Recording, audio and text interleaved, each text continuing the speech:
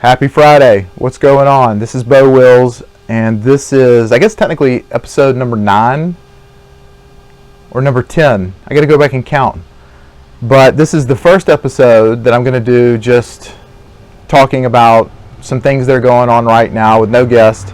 I kind of hesitate to do something like this because this is really just my opinion based on what I'm observing, and I really don't want what I'm doing here to be based on my opinion. What I'm trying to do is have interesting conversations with people that are more knowledgeable about things that I find interesting. And so my opinion, I really don't think matters much, but I've been asked to, give an opinion about what's going on since I have interviewed the county commissioners and candidates, and that's what I'm going to do. There are some things to talk about. And the first thing that I want to bring up is this purchase card issue. Now, in my opinion, this is not corruption. It may be undisciplined accounting, it may be poor leadership, it may be bad decision making, but it's not corruption. And I think that I have to be very careful what I call corruption, because if I look out there and everything is corruption, well then nothing is corruption. And you really can't get to those nooks and crannies where it really does exist, because now there's corruption under every bush, and you're running around frantically trying to solve problems through the lens of its corruption, and it's really not, and so the problem's not going to be taken care of. There's some rumor floating around this whole purchase card issue. The biggest problem I have around the purchase card issue is the way that Dee High Note was terminated in a very public manner. Hey, praise in public, criticize in private. That did not happen here. And maybe Dee needed to go, and that's the rumor, is that she was a problem otherwise, and that this purchase card issue for her was used as a good reason to terminate her. And that now that the purchase card issue is being dumped onto the commissioners, it's really a response to that improper public firing. Maybe the ghost of Larry Jones is floating around, making this a bigger issue than it should be. Not that it's not an issue that needs to be addressed, but it's not corruption. It's not a hatchet event. What happened with the Pcard? Why was there so much improper spending? Well, the rumor, again, is that a relatively high-level county admin had access to all the cards, all the numbers. Apparently there's a spreadsheet. This person could indiscriminately pick a card and decide, which purchase that card was going to go on, really without any approval from the card holder. So bad policy. I'm sure this person thought they were doing the right thing. They were doing things quickly. They were getting things done. It was a matter of convenience rather than, again, corruption. Nobody in this scenario, in my opinion, is displaying corruption.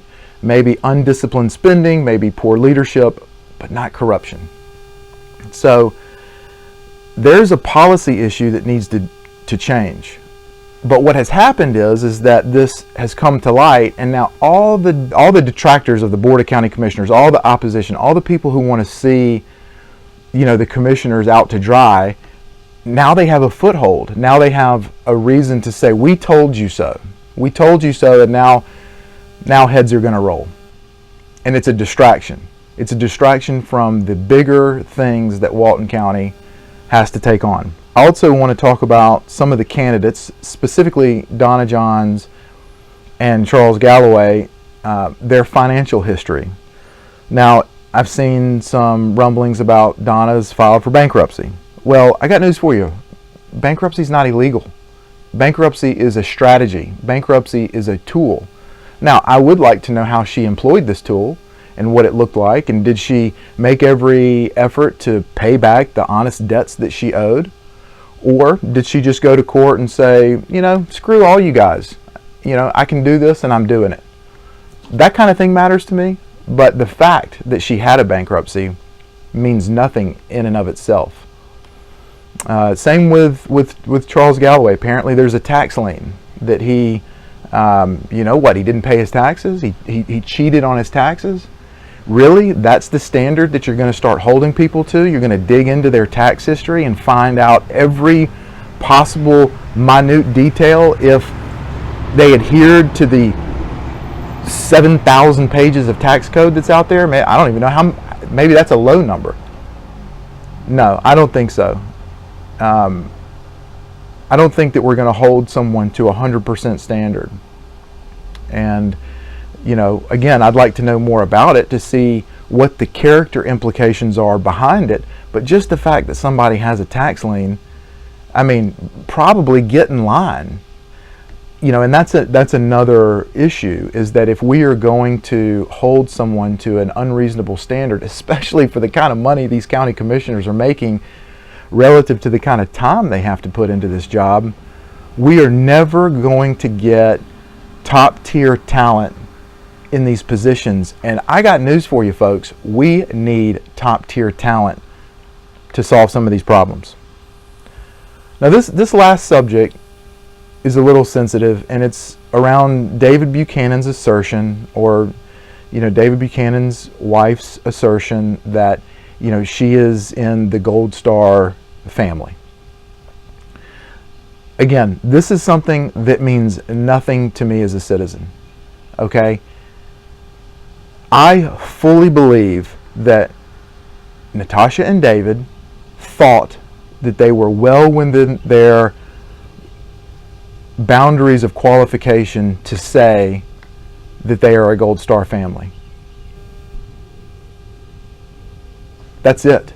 They thought it was true, and if they're not, because of some, you know, slight deviation in the circumstances, that he was a contractor after he was a frickin' Green Beret deployed to, what, 3 or 4 combat tours? No, it's just not a big deal. It's just not a big deal. And here's the bigger deal. You know, we argue about the dumbest things because we're looking for a foothold to be right. We're looking for some reason to cast aspersions on other people's motives and agendas.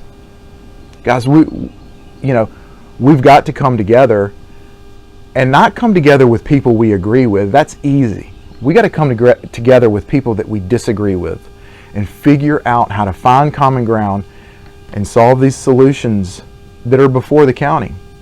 It's first world problems. Oh, we're making too much money and we don't know how to spend it. We're not in some cave preparing, you know, for war or how to, you know, feed our family today. You know, so I think that it should be kept in perspective as to what's at stake here. But if we are going to accomplish goals, we cannot do it by backstabbing. We cannot do it by looking for every reason to throw somebody out on the street. So, you know, those are my opinions, and I would like to have conversations with people in the county to talk about the Pcard issue.